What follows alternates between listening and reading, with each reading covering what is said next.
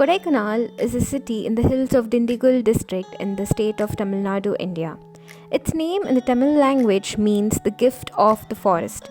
It's about 465 kilometers from Bangalore and is about 9 to 10 hours drive from Bangalore.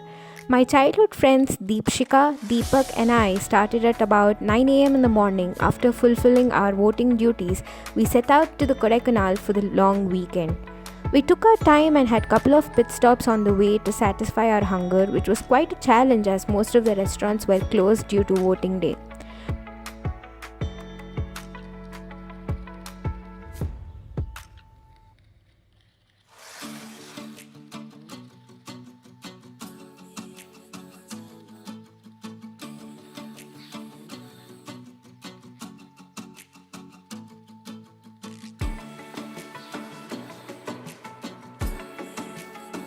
We finally reached Kodai city centre at about 6 pm, and that's when it started pouring so heavily that the visibility was only about 7 meters.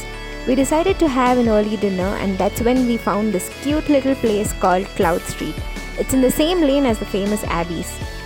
At around 8 pm, when the rain seemed to not stop, we decided to head over to our stay at Vattakanal called Venu's Cottage.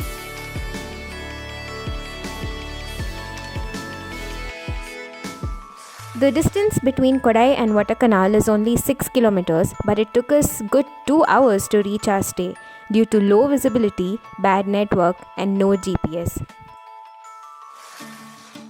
Day 2 of the trip, we decided to explore nearby places.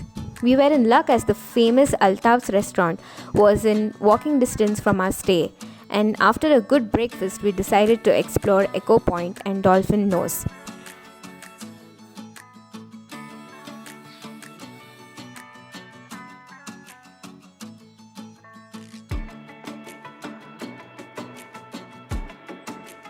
As the name suggests, it is a location where the sounds echo from the bottom of the hill.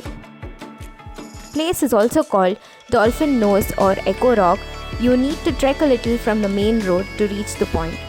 Stunning views and cold breeze awaits you in Echo Point.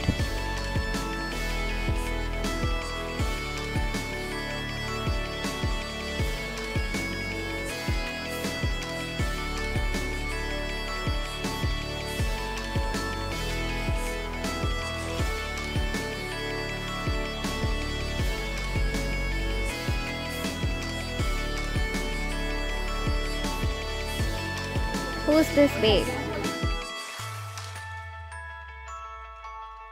After completing the short trek, we were famished, so we decided to have lunch at Above and Beyond Cafe, after which we decided to check the Green Valley viewpoint, formerly called as Suicide Point. It receives its name because of the dangerous valley, which is deep and dense. The valley below the point is more than 5,000 feet drop. When we were walking back to the car after visiting the viewpoint, Deepchi almost got run over by a bull.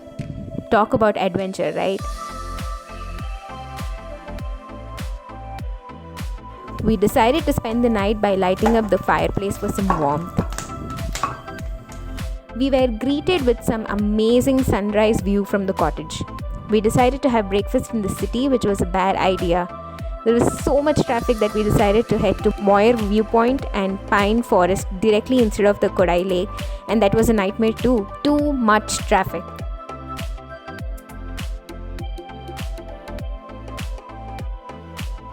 Pine forests are a result of the efforts of Mr. Bryant, who had started the pine plantations in order to grow the timber.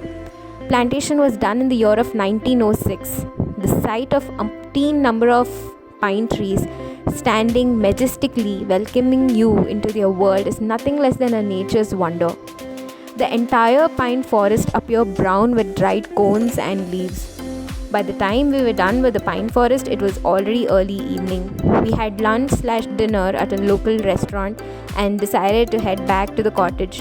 And lo and behold, 500 meters from the cottage and we were face to face with a wild bison.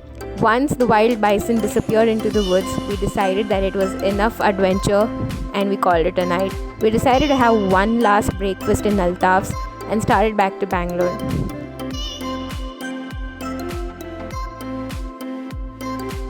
So Deepak is basically dry and God.